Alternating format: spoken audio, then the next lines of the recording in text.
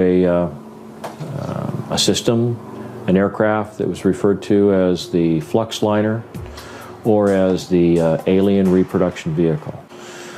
The story dates back to the late 70s when I was going to college at Art Center College of Design, studying transportation and automotive design. Had a friend there by the name of who had a number of classes with. I switched over to an illustration major before I left. I spent a short time working in the special effects industry in Hollywood, and then left that job to work in the defense industry for General Dynamics. Spent some time working there as a conceptual artist and designer, illustrating weapon systems, and then after a couple of years left that facility and began freelancing throughout the defense and aerospace industry. So that was where it all started. In the early to mid-1980s, Mark's career as an aeronautical and technical illustrator began taking off as he accumulated a client list including the US Air Force, Rockwell International, Lockheed Martin, Boeing, and respected periodicals such as Popular Science magazine. He became well-versed in conceptual design at the highest levels of the US military, industrial, and aerospace programs, and often called upon to generate classified and highly proprietary material. At the time, this was around 1985, 1986, and I had been freelancing for about 4 years at that point. Done a lot of work for Lockheed, a lot of work for Rockwell, a little bit of work for Boeing. And so I was establishing a reputation and had occasion to talk to an awful lot of experts in the field, in various parts of the aerospace industry. So I had an idea of what was going on in terms of the technological development that was occurring in the industry at the time.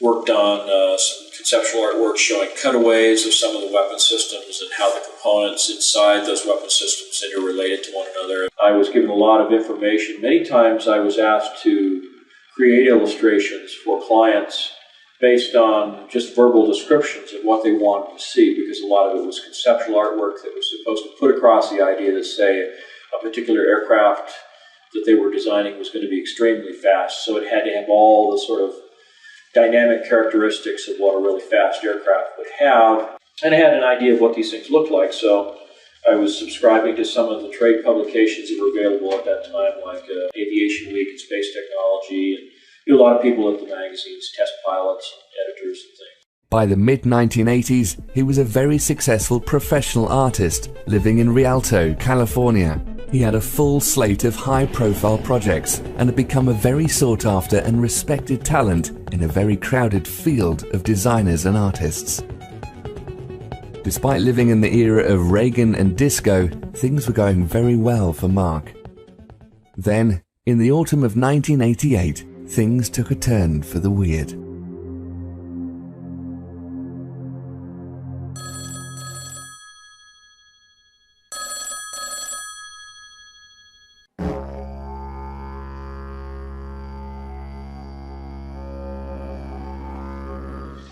Well, it turns out that this was in October that the magazine hit the newsstand. It was a November issue of Popular Science. It was called the Mach 5 Spy Plane. And a friend of mine from college, Brad, had seen this cover illustration and opened up to read the story. And he recognized my name and he called the art director. He passed along my phone number, and the next thing you know, I get a phone call, and this fellow calls up and says, "Hi, Mark, it's Brad. And remember me?" And I said, "Yeah, we were in the transportation design curriculum at Art Center in Pasadena when we studied car design." So we got reacquainted, had lunch together, and it turned out that just a few weeks beyond that, a local Air Force base, Norton Air Force Base, was having a big air show. And there was a rumor that they were going to have an SR-71 Blackbird out there, which was still kind of a rare occurrence at air shows to see something like that. And so I invited Brad to come out to the air show, and he suggested that he might be bringing along a client that he was working with. He didn't say who it was at the time, but that he thought that there might be the possibility we could network some jobs together. So we arranged to meet together, and at the last minute, I got a second call from Popular Science to do yet another illustration. It was a quick turnaround. They wanted it done over the weekend. It was a quick, $3,000, so I couldn't turn that down. And it was for their February of '89 edition, with the cover story being about the X-31, which was an experimental aircraft program. So, did that illustration, and Brad went ahead and went to the air show. And when the weekend was over, I was kind of interested in his impression, and I called him up and I just said, how did you like the air show? And he just seemed completely different. When I talked to him on the phone, he sounded almost depressed. I mean, it was kind of a strange sort of reaction. And he said, well, I don't know. I think I saw something I wasn't supposed to see. And I said, well, how's that possible? Everything that's at the air show is sent there and flown there with the intent of putting it on static display, especially for the public. So how could you possibly see something that wasn't intended to be seen? He says, I got in to see a display that was a little more exclusive. It was something that was set aside for some top military brass and some top politicians with clearances. And the fellow I was with didn't realize at the time that certain items were going to be on display. And as soon as he realized that here I was without a clearance to see this stuff, he basically said, don't say anything, don't talk to anybody, we'll get out of here as soon as we can. So I asked him, I said, well, what did you see that you think is so stunningly, classified that, you'd be in trouble? And he says, well, he says,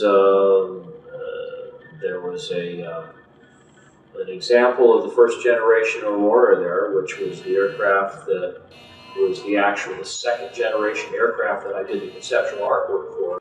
So he saw the real thing, and so of course I was real curious about what it looked like, and he gave me some details on that. And then he described a number of sort of odd-looking hovercraft and troop transporters and things that were basically just kind of jazzed up advanced hover vehicles of one kind or another. And after going through all of this, I said, well, even this doesn't sound, all that extraordinary. I mean, is there something else? And he says, well, yeah. He says, after they had the main little dog and pony show, they pulled back the curtain and there were these 3 flying saucers hovering there. And I couldn't believe my ears. I said, no, wait, did you say flying saucers? He said, yes. And I said, well, what do they look like? He says, well, it looked like something from the 1950s, like a jello bowl, flat on the bottom, sloping sides, a little terrace around the middle, then a dome on the top, with all these little bubbles around the top, and a door that looked like something off of a submarine, with the little pins that go out into the frame of the door, and the big wheel that you turn to tighten it, all this kind of stuff. The smallest one was about 24 feet in diameter at the bottom end of the craft. The medium-sized vehicle was about 60 feet in diameter, and the largest was somewhere between 125 and 130 feet in diameter. I said, well, what were they doing? Were they just sitting on the floor? He says, no, they were hovering. There wasn't no landing gear, nothing holding them up, cables. It's just they were hovering. There was a 3-star general that was part of the presentation. When they pulled back the curtains and these 3 flying saucers revealed to the audience that had been brought there to this hangar. This general got up and he was describing these vehicles. He described them as alien reproduction vehicles, ARV for short. They also had a nickname for the aircraft. They called them flux liners. Now, flux is an electrical term for a high electrical charge. So, high electrical charge liner, a flux liner. And so this was, so he got kind of scared. He stopped talking. And so I said, well, let's have lunch. He was nervous about talking about it on the phone. So I go over there and we start talking. And as he's describing this stuff, he's describing the different features that he had seen. And well, how do you know that? I mean, if you could just look at the outside of the vehicle, how do you know what the inner workings is? He says, well, they had taken some of the panels off the outside so you could see the inside of, what the components looked like. And he said it was remarkably simple. There wasn't that much to it. And I said, you were able to figure out how it worked from that? He said, well, no, they had an easel next to it with a drawing, a cutaway drawing. that showed some of the internal components, how they were arranged oriented to one another. And then they had a little a TV monitor with a tape player below it that was showing this continuous loop of this thing sitting or hovering over like a dry lake bed out in the desert somewhere, and as you would watch the tape, this thing would went from a hovering position, made these three little sort of hops going to the side, and then as the camera followed it, just went straight up and disappeared outside. It was down to nothing in just a matter of a second and a half or so. One of the things that this general had said during the presentation, one of the things that really stood out in Brad's mind was that he said that these vehicles were capable of light speed or better. The aircraft looked very old, like it had been around for decades. It had chips in the paint and runs, and you could see fingerprints and smudges and boot prints where somebody had walked up the side of it, this kind of thing. And he said that the paint that was on the outside, it looked like they'd taken a bunch of powdered lead, mixed it into a resin, and then just brush painted it right on the side of the aircraft. It looked like it was slapped together in somebody's garage,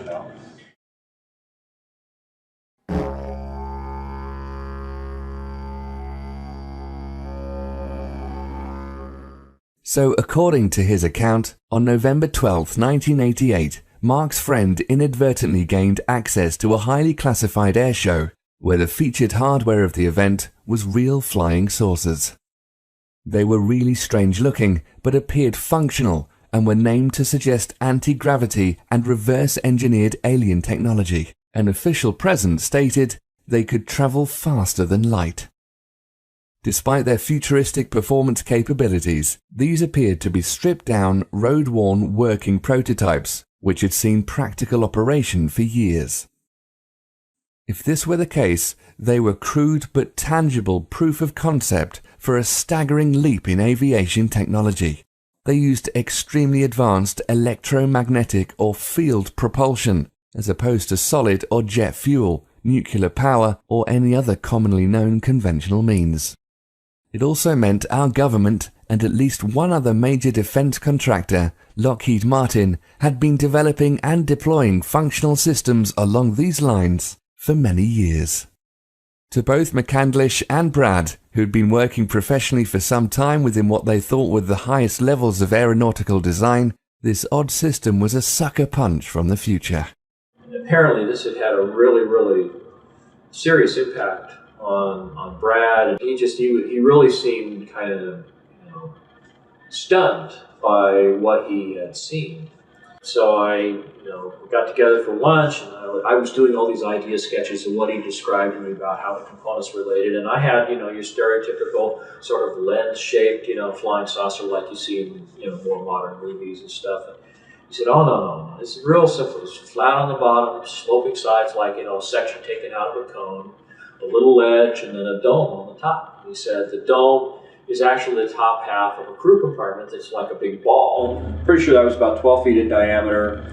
There's a central column that goes down through the middle. There's like a flywheel thing on it that, maybe, 6 to 9 feet in diameter. There's 4 ejection seats that are all back to back on this central column above the flywheel type thing. And he says a bunch of oxygen tanks in there that are all around the bottom. And he said the bottom is this huge capacitor array. It's probably, maybe 12 to 14 inches thick. It's shaved off at an angle on the edges, looked like it had been put on a big giant milling machine, and they milled off the edges at a 35-degree angle. He said there's a series of these plate capacitors. I said, well, do you think that this is functioning like the Beefrel-Brown effect, like these experiments were done back in the 60s with levitating things with electrostatic fields and stuff? He said, well, that may be it, but he says, they told me, he said, one of the things I saw was that it was using zero-point energy, it was using scalar energy. Really? It's cool, huh? 0-point energy. Yeah, I save the best inventions for myself. Well, I've been corresponding with Tom Bearden for about 8 years at that point. We talked many times, mailed letters back and forth, talked on the phone and things. Okay, so what we have is a very strong argument that neither the scalar photon, that is the time-polarized photon, nor the longitudinal photon, which is over in 3 space, are individually observable. But if you somehow can combine the two, they are observable as the instantaneous quantum potential. So I had a sense of what zero-point energy was about, and there were a lot of talk about longitudinal waves and scalar waves and cyclotronic weapons and all this kind of stuff. And so I've been following this for a while, reading Tom Bearden's work and things. And so I had a pretty good sense of what Brad was talking about, which he was a little surprised about that I would know this already. So he opened up to me a little bit more and began telling me more and more about it. When Brad finally became frustrated with my questions, he sat down while we were in his office together, and he did this rough sketch, which I still have to this day, 22 years later. And he just sat down, and right where we were sitting there at his table, he just kind of sketched out with an ink pen on a piece of legal-size white paper, and put some some little handwritten call-outs around the edges that described the number of capacitor plates in each one of the little sections, that there were they were so wide at the end, and the crew compartment was definitely about 12 feet in diameter. Just kind of put all these things down as close as he could remember to the way they existed. And so I sat down with all this information, and I just began sort of drafting it out. It was at this point Mark began putting his formidable skills as a conceptual illustrator to work in uncharted territory. Taking Brad's eyewitness account, detailed descriptions and rough sketches of the ARV, McCandlish began refining aspects of the components his friend described and piecing together an ever more precise rendition of the craft. Over the course of the next few years, he generated a series of drawings, culminating in the Fluxliner cutaway blueprint, one of the most notorious images in the history of ufology, and the mysterious realm of black-budget aircraft. I'm Jesse Ventura, and this is Conspiracy Theory. This was called the Fluxliner. This is probably the strangest one you've shown me yet. This actually flies? It actually flies on the principles of high voltage electrical charges. This is the original, one of the original blueprints of the alien reproduction vehicle, which I produced in March of 1989. It was put together by accumulating a lot of verbal testimony from Brad, and later from a number of other sources, including Ken Snellen and some other people that I talked to who had some contact or information about the vehicle.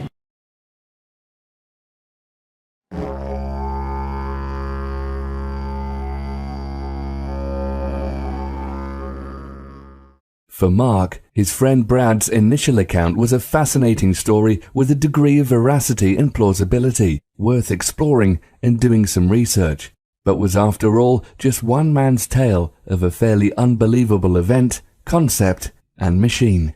However, this subsequent research led Mark to some other very compelling eyewitnesses, official documentation, including numerous scientific patents, and other sources, such as respected quantum physicists, which finally convinced him of the likelihood that the ARV might be a very real thing.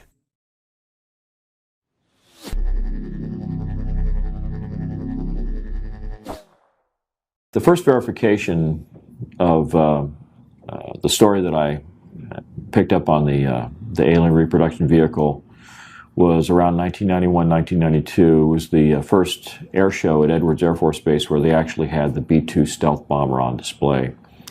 And in the course of that air show, I had occasion to join up with some clients from Rockwell International, and they introduced me to this fellow who claimed at the time that he was working with the Air Intelligence Agency. His name was Kent Sellen. He claimed that he had inadvertently seen this same craft at Edwards Air Force Base North Base facility in 1973. And I said, when, how, where, what were the circumstances? He says, well, I was a crew chief. He said, I worked on Bill Scott's plane when he was a test pilot.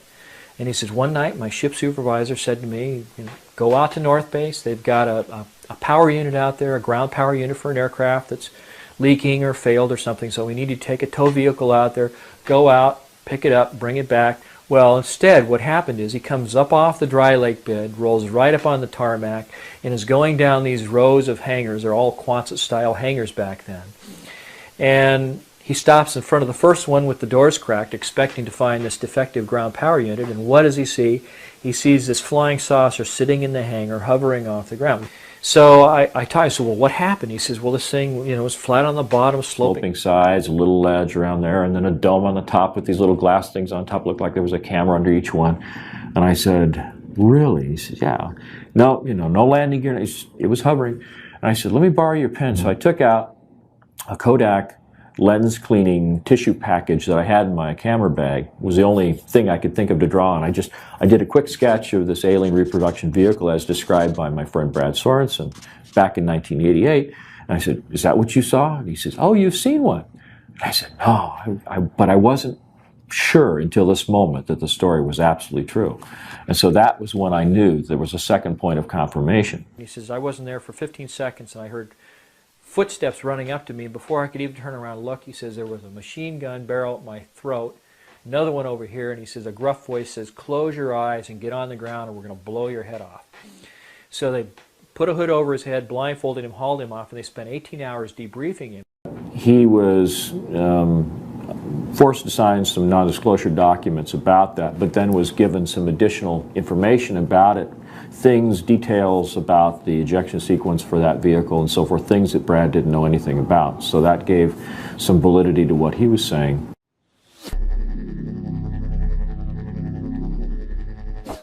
In addition to Kent Sellen, there is at least one other witness on record testifying to the existence of what he describes as a UFO at Norton Air Force Base, which may well have been the ARV. I can discuss Norton Air Force Base, and that as a result of all the military airlift command bases under me for their facilities, that there was one facility at Norton Air Force Base that was close hold. Not even the wing commander there could know what was going on. And during that time period, throughout my career, it was always rumored by the pilots that that was a cover for, in fact, a location of one UFO craft. And the reason for that location was folks that could come out, land at Norton, play golf, be part of a golf tournament, and so forth, and during that process could go by the facility and actually see the UFO.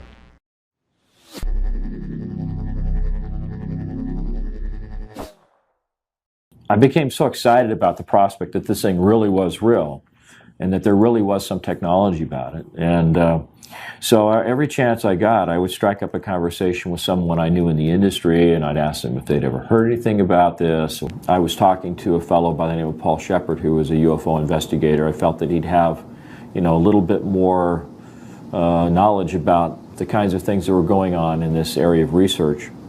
And he put me in touch with a couple of gentlemen, Gordon Novell and George Ulick, who was a physicist with Hercules Aerospace up in Sandy, Utah. And they were very interested in this story. I started off as an aeronautical engineer when I was in college, and I got real interested in what makes UFOs go. And so I just kind of pursued the trail of the technology as opposed to the aliens and that kind of stuff. And that's all I do is pursue the technology. And I got lucky. Got very, very lucky and got my hands on a cutaway of their bird. One of them had an ongoing correspondence with UFO researcher Wendell Stevens, a retired lieutenant colonel from the Air Force, who'd participated in sort of these UFO chasing exercises up around the Arctic many, many years ago. So Gordon sent a request off to Wendell Stevens saying, we know that you have this big photo archive of all these different UFOs that have been seen over the years. Do you have any photography that even resembles what we're describing in this drawing that I had done? And it turned out that there was a case. I obtained photographs that were taken in 1967 by a military pilot, Harvey Williams, flying a C-47 for the Air Force at 12,000 feet, approximately 25 miles southwest of Provo, Utah.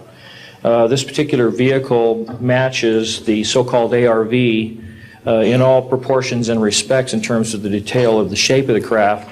It really bore a striking resemblance to the ARV, with one possible exception, and that was that the synthetic vision system, little bubbles that accommodated the camera systems on the outside of this thing, were quite a bit larger than the ones that Brad had reported.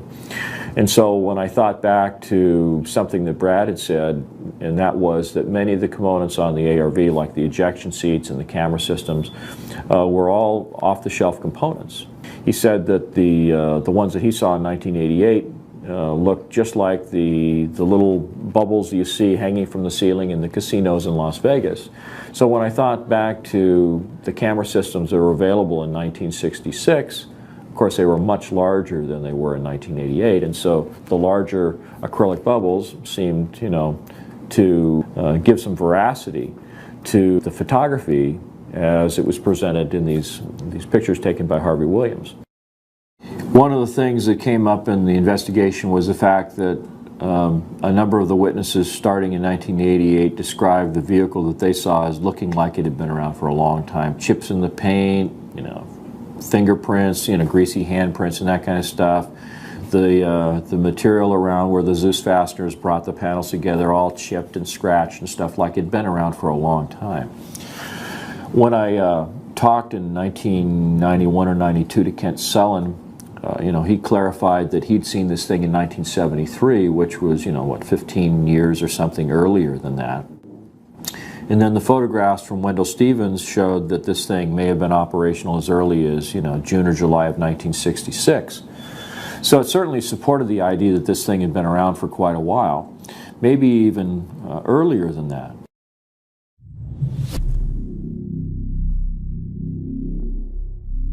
When you look at some of the photography of UFOs, going all the way back to some of the earliest photography we know of, McMinnville, Oregon, for example, you see the same general layout, you see the same general configuration, the flat bottom, the sloping sides, a little dome in the middle, sometimes pointy, sometimes almost like the top end of a cylinder that's been chopped off, sometimes a perfectly round dome, sometimes even, like a cone on the top.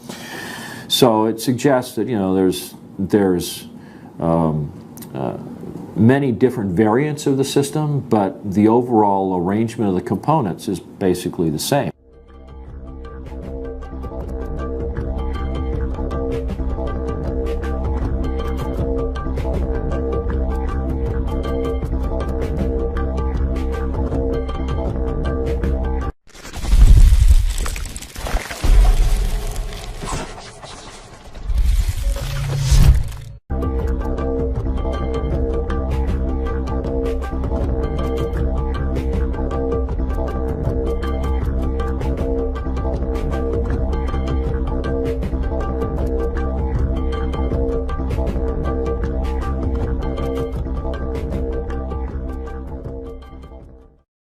And I kept saying to myself, this is just too much of a coincidence. Maybe this goes back a lot further than anybody knows. In fact, in a translation of a Sanskrit text written by a Middle Eastern king in the 11th century, there were references to vimanas, or flying machines, with a propulsion system bearing a striking resemblance to that of the ARV. Strong and durable must the body of Vimana be made, like a great flying bird of light material. Inside, one must put the Mercury engine, with its iron heating apparatus underneath. By means of the power latent in the Mercury which sets the driving whirlwind in motion, a man sitting inside may travel a great distance in the sky. One of the things that they describe when you read up on the literature surrounding these so-called Vimanas was the so-called Mercury vortex or Mercury turbine engine. I see the word Vimana. Can you describe how that relates? Well, this is something that I spent a lot of time reading up about the so-called Mercury turbine generators or Mercury vortex generators described in some of these ancient Sumerian texts. And so I started looking at the possibility that there had to be some kind of circulation going on in the Mercury itself. So that was the kind of thing that I visualized would be going on inside the chamber. The central column has a number of components, a couple of counter-rotating cylinders. It sounds very much like the device that the Nazis were developing in the Wenceslaus mine in Poland towards the end of the Second World War. There seems to be some evidence that they were trying to develop some kind of an anti-gravity propulsion system or a zero-point energy device. Apparently, if we're talking about systems using components and processes similar to the ARV, We can't ignore the Nazis. I think it was Timothy Good published a story, it may have been above top secret, where he found a researcher who was following developments by the Nazis at the end of the Second World War, and it looked like they'd been developing flying saucers up in Poland, in the Wenceslas mine, and they had this thing that looked like Stonehenge, where they had all these high voltage cables coming into it, and these chains that would hold something down, and they had this thing called the bell, the Das Glocke. Die Glocke. The bell. That was down in this mine in Wenceslas, and that it involved a ceramic dome, and it had two cylinders inside with a mercury solution circulating in it. And the two cylinders were inside an electromagnetic field, and they were counter-rotating, and they had this mixture of mercury, thorium, and beryllium. Now, it looks like there's a high-voltage electrical discharge that's being sent through the mercury, and that is somehow doing something that enables this anti-gravity effect to occur.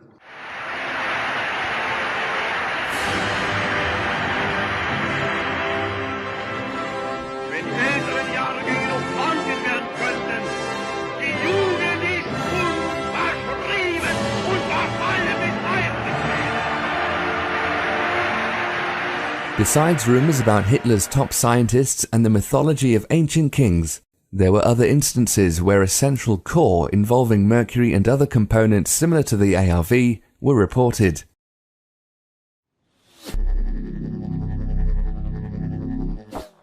At one point, Mark contacted and interviewed possible UFO abductees to gain insight on the technology they may have seen in the alien craft, something he had in common with McDonnell Douglas in the 1960s and possibly numerous other corporate and government entities since the 1940s.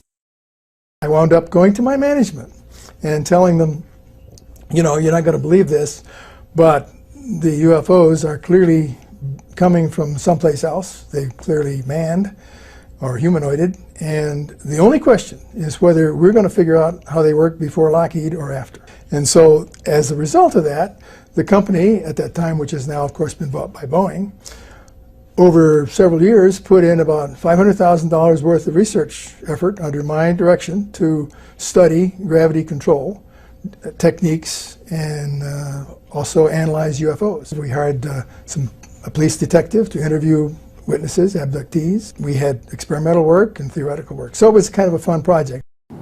In the course of all this, it occurred to me that one of the other resources that I might be able to draw on was people in the alien abduction community. I began to think, you know, well, these people are either crazy or they're really having an experience of some kind. And some of them even talked about implants that were being recovered from their bodies. And so I was intrigued, and I thought, well, okay, you know, if any of these stories are true, there might be a chance, however slim, that if they really were abducted by aliens, they might have gotten a tour of the ship. They might have seen some propulsion system components. And so I heard three of these young ladies being interviewed on a radio station out of Las Vegas. This was sort of the precursor to Art Bell and Coast to Coast AM. It was the Billy Goodman Happening.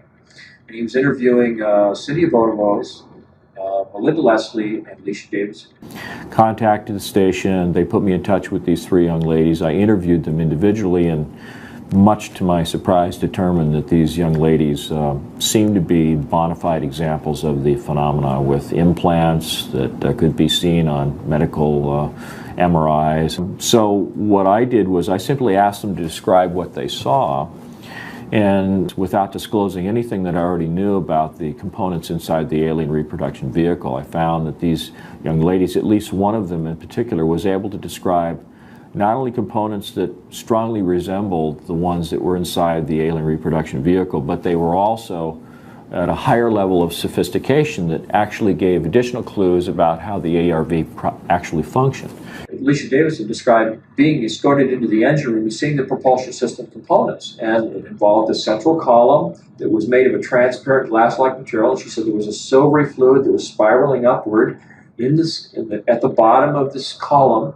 Down in kind of this well that was in the center of the spacecraft was this little tiny flywheel-like mechanism spinning, which matched the ARV also. And this is at a point when this young lady had never seen any of the drawings that I'd done of what the ARV was structured like. I was just, talking about propulsion components in general. But then she said that when you looked across this little well, this lowered floor area in the center of the room. There was like a guardrail around it. She stood there. You could look across, and she said it looked like below the deck she was standing on was this glass-like material with these coils of wire going through it. And they were spaced out in the same proportions as the ones on the URV. The thing that she said that was most significant was that the column itself was rotating in one direction, and the flywheel was spinning in the opposite direction. There was counter-rotation, which is something that's often been reported in UFO sightings. You see components on the craft that are spinning in opposite directions. Back here on Earth, the scientific community has been busy since the end of the Industrial Revolution. There have been dozens, perhaps hundreds of US and international patents dealing directly with electrokinetics and electrogravitics, going back to the turn of the last century. It would be safe to assume private industry and the military have also been working on a great deal of related applications off the public record. In short, since Nikola Tesla's first experiments with pushing electricity around, mankind has had a thing for anti-gravity.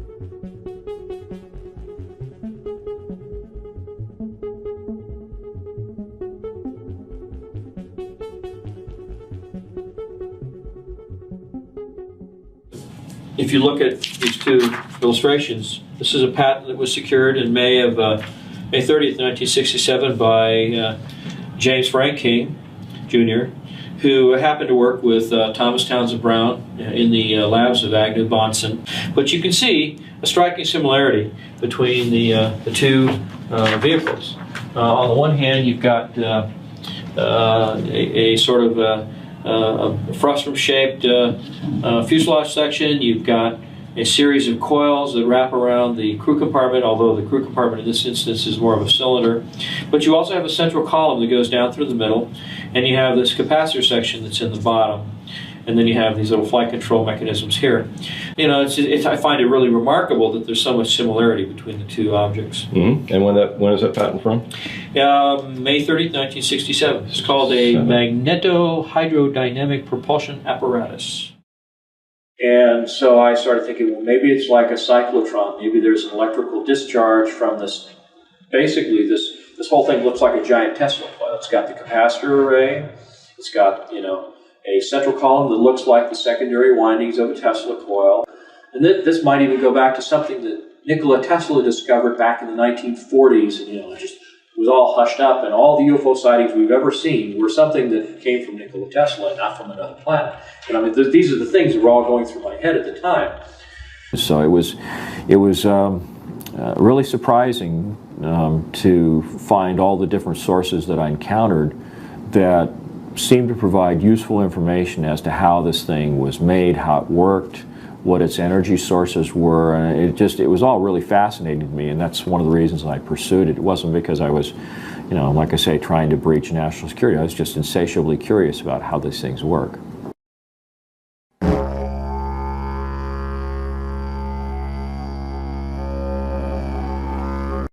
And he said it was remarkably simple. There wasn't that much to it.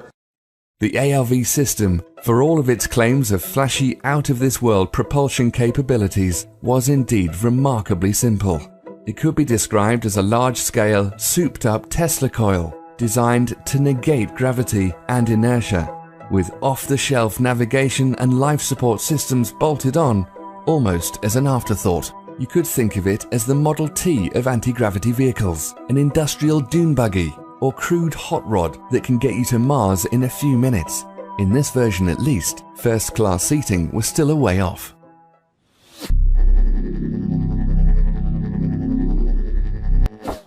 From everything I've been able to gather, it helps to understand what some of the components are. There's a large capacitor array on the bottom of the craft. It's in the smallest version, it's 24 feet in diameter. The outer edge of the plates and the capacitor section itself are shaved off at that same 35-degree angle. So you have a series of plates that are progressively smaller as you get higher and higher in the stack. And there's 48 sections that are all set up like that. Through the middle of the crew compartment is a central column that's called the amplifier section that's in the middle of the craft. On the very center point of that column is what looks like a large 9-foot diameter flywheel type mechanism. Then around the belt line of the crew compartment is about a 2-foot wide coil of wire that's embedded in the same glass-like material that the capacitor section plates are embedded in. And there's a kind of flange or fairing that traps the top and the bottom surfaces of the coil. You can see that it traps it there and at the top. But in between are a series of explosive bolts that run all the way around the craft. They said above this ledge there is looks like a door out of, your stereotypical cartoon submarine, has a steel frame that's embedded in the side of this protruded sphere that makes up the crew compartment. And he said, and it had a wheel on it with little spokes that you would turn like an old, Captain Nemo submarine, with the pins that would go out and lock into the door frame, and it had a seal on it so it'd be airtight. And then the ejection seats are mounted back to back. There's 4 of them in the smallest version of the craft, and they're mounted on this central column on a set of rails. In the event of an ejection, the explosive bolts separate the top and the bottom halves of the crew compartment, and the entire outer sheath of the central column pulls away along with the upper half of the crew compartment and the ejection seats. This crew compartment sphere can actually function as kind of a rudimentary re-entry vehicle coming down through the atmosphere, and then once you get, say, below 14, 15, 16,000 feet, the thing will pop a chute out the top, and the ejection seats drop off on these rails one by one, and the pilot can drift down in a parachute or with a parachute. Because this flywheel-like mechanism is turning all the time, the individual pilot or crew members have a kind of a pan that's right below the front of the ejection seat that affords them a place to put their feet. Now, the control system on the vehicle, on the ejection seat that the pilot sits in, on the one hand it looks like a high voltage potentiometer, or like a rheostat on the one side, that has a couple of big heavy duty cables that come out of it and goes into the central column. And that's basically the amount of power that he has in the system. And on the other side, there was sort of an inverted J-shaped piece of metal that came up and over like that had a sphere on it. Now, on the bottom of the sphere, there is a sort of a bowl that's sort of slightly larger in diameter, but it conforms to the shape of this sphere. Of all the components of the ARV, the navigation system, while perfectly logical and even elegant in its design, has to be the strangest one. It's an entirely unknown paradigm in steering an aircraft or anything else, yet makes perfect technical sense. If one were to make the case for truly alien aspects of the alien reproduction vehicle, this might be the first example they'd use.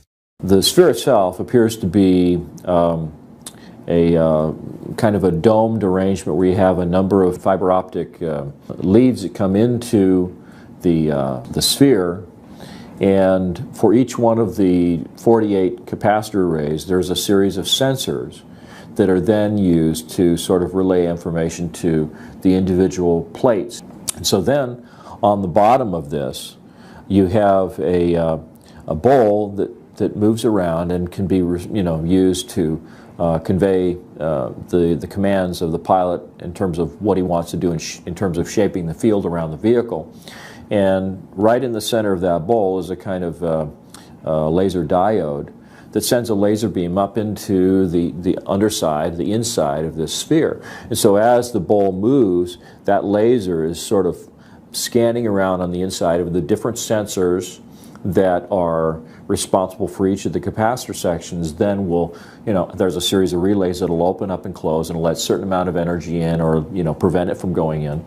And when it's dead center, it means that all of them get the exact same amount of information. You just go straight up. If you want to bank to the right, then you bank this to the right. It sends the laser signal over to the opposite side of the dome, and it says that the opposite side of the craft is going to get more energy, so it banks in that direction. It's kind of like in a helicopter, in the swash plate of a helicopter, when you want to bank to the left, you create more deflection in the main rotor on the right side so that it begins to bank to the right, or bank to the left, excuse me. So it's kind of the same principle.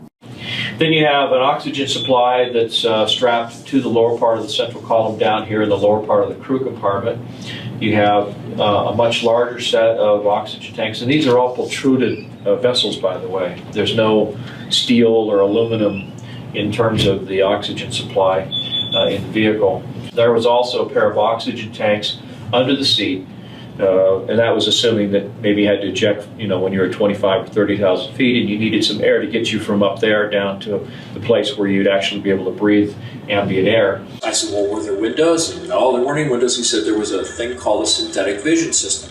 And he said there were 6 or 7 of these little plastic bubbles around the top of this thing, one on the very top in the center, and then maybe 6 around about halfway up from where the ledge was to the very top, and they were spaced at even distances. And he said in each one there was a little CCD camera. So the synthetic vision system was set up so they would take 2 cameras and it would have a converging point of focus in those 2 cameras, so that it would just be like looking through a set of binoculars. So you'd have a left and a right eye view, and it'd give you a 3-dimensional view outside the vehicle, but with no windows.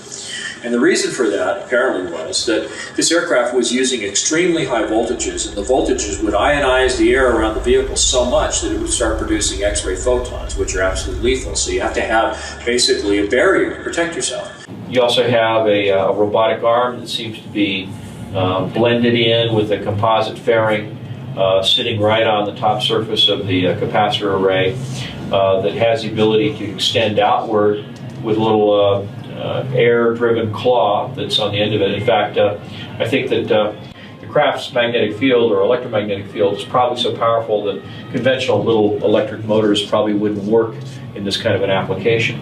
Where they took the panels off the side of the aircraft is that they had Zeus fasteners that were these little, like, quick spin lock things that they put on there to hold the panels. The panels are all like a fiberglass material, it's all composite. The entire vehicle appeared to be covered with what he's referred to as a goopy lead paint. It looked like little flecks of lead that had been suspended in kind of a resin and just painted haphazardly over the outside of everything on the vehicle, with the possible exception of the door itself and these little blisters that house the synthetic vision system. So why would it be goopy lead paint? Well, the theory is that the electrostatic field created by this huge capacitor array and the ionization that occurs just because of the propulsion system might be enough to create a level of ionization around the craft that's high enough that it would produce X-ray photons of its own accord. And so you would want to be able to protect the pilot and the crew members from that radiation. So anyway, that's the general overview of the structure of the vehicle. This is a vehicle that has the ability to travel up to or beyond the speed of light. And part of the reason that it's able to do that is because it exploits the energy form that's embedded in space-time that's responsible for the effects of mass and inertia.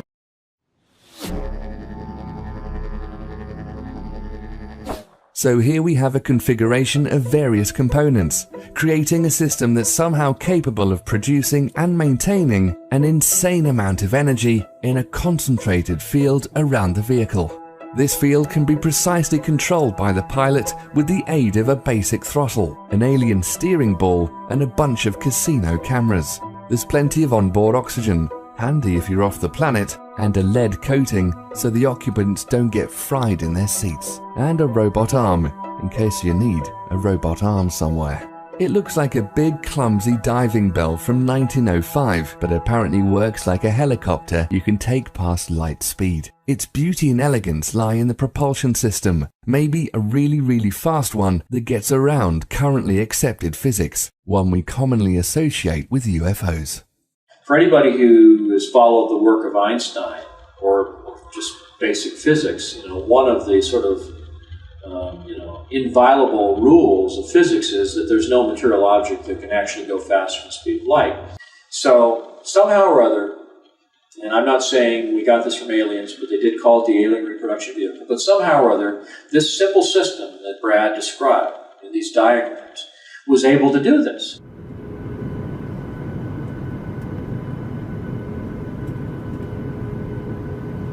So I began looking at the scientific literature. I was looking at this scalar energy, anything I could find on zero-point energy, scalar energy, quantum zero-point fluctuations of the vacuum, I think is the more technical physics term that they use in the literature.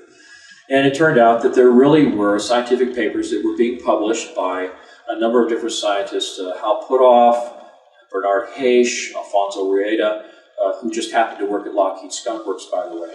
And so I started noticing the names and where they worked and what they do, what they were talking, what they're publishing. And it occurred to me that, maybe these are people who have some insider. So I started looking at that. I started looking at the things that Hal Puthoff had said. In the middle of last century, physicists made an astounding discovery. And that is what we ordinarily consider empty space isn't empty at all. Even if you go to the far reaches of outer space, it turns out that rather than emptiness, what we call the vacuum is really a seething cauldron of what we call quantum energy, or zero-point energy. Zero point just simply means that even if you froze the entire universe down to absolute zero, froze out all motion, where everything would be as quiet as you could possibly get it, this energy is still there. It was predicted by the mathematics of quantum theory, but the numbers were so large. For example, there's enough energy in the volume of a coffee cup to evaporate the world's oceans. It was thought, well, this must be some kind of artifact of the theory. But as time went on, various predictions in quantum theory were verified in the laboratory, and it finally turned out we had to take these numbers seriously. So I opened up a correspondence with Hal Puthoff, and he was very gracious in taking time to talk to me on the phone, send me copies of the peer-reviewed papers that he had published in Physics Review, Physics A, Physics B, and I couldn't understand the mathematics with all these Greek symbols, and I mean it was really advanced theoretical stuff. But what I was able to follow were the paragraphs that were before and after the equations that explained what all the math was talking about. And so as I went through these papers and I would talk to Hal, he would explain to me, well, this means that this is a certain process, a polarization process that happens in the vacuum of space-time, and when you do that, you have this kind of phenomenon. When you do that, you have this other phenomenon. And the papers that he wrote started to indicate this zero-point energy that's embedded in the environment. Was responsible for the effects of inertia and gravity and mass, and the reason why, as you accelerate through space-time, the mass of your vehicle increases.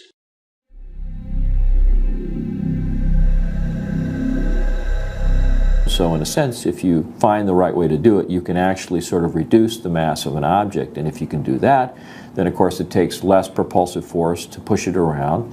It means that it can go a lot faster because it's not limited by the amount of mass that it increases to as it accelerates. In fact, it may in fact be a situation where the faster you go, the more energy you have available to continue the acceleration process, and at the same time the mass is becoming relatively less and less and less.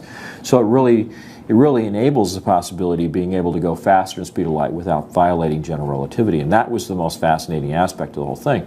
You're drawing energy from the environment, and in the process of doing that, you're enabling the craft to not only demass itself, but basically conserve energy by using the flux in the vacuum.